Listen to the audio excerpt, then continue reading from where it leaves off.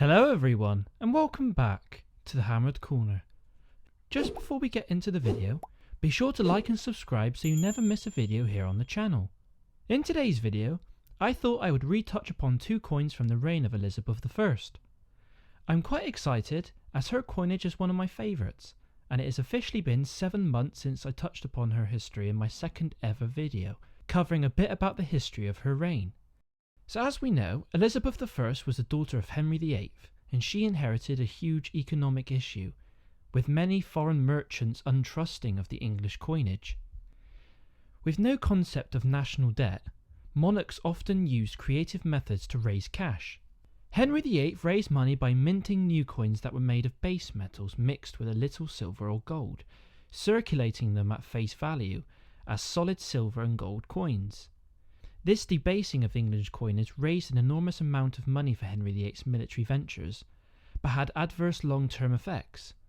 As people caught on to the scam at home, they started to hoard older coins with a higher content of precious metal, leaving the bad money in circulation.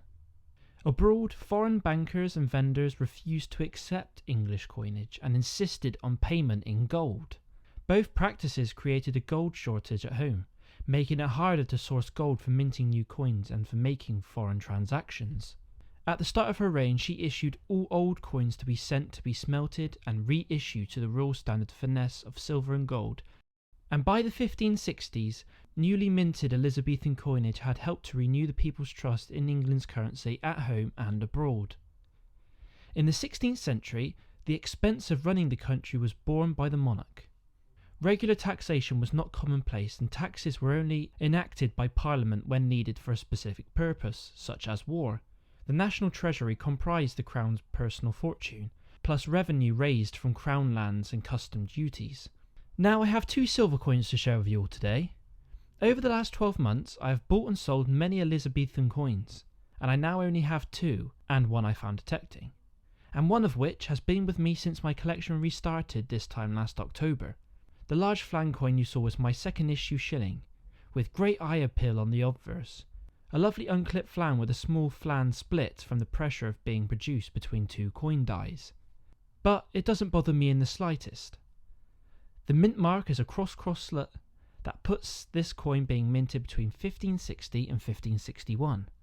There were many bust variations over the years, and by looking in my Spinks book, I have matched this exact coin as being a bust 3C. Although I'm not very good, and this may be wrong. Let me know what you think. One of the most rewarding parts to collecting Elizabethan coinage is how readily available they are, and thus how affordable they are compared to high examples of her siblings and family members. This example cost me £375 from a well-known eBay seller back in October 2020, and is one of the best examples of any coin that I have proudly in my collection.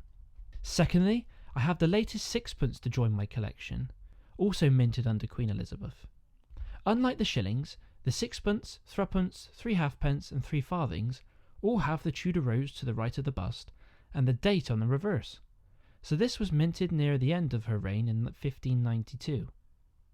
This was minted near the end of her reign in 1592, in the 6th issue. This coin bears the ton mint mark at the top, and a very unattractive profile of Elizabeth. Her nose is more pronounced, and that makes her seem very manly compared to that of the portrait on the shilling. The sixpence has very small differences, like the shape of the bridge of the nose, and her ear appearing on it. This coin has been badly clipped in the past, having the sides shaved illegally before transactions. This could have been used to sell as bullion, or used as silver clippings for contemporary forgeries. So even if you think your coin doesn't look good, as a full flan example, turn every negative into a historical numismatic positive. Who knows what these coins have been through, what they've seen, what hands they've passed? If only they could talk. Now, both reverses have a long cross and Tudor shield, with "I have made God my helper" titled in the coin legend. The sixpence displays the year of minting, but the reverse of the shilling has a really unpleasing double struck look to it, almost like if you were to put some 3D glasses on it, it might create a 3D looking image, or one too many pints down the pub and you start seeing double.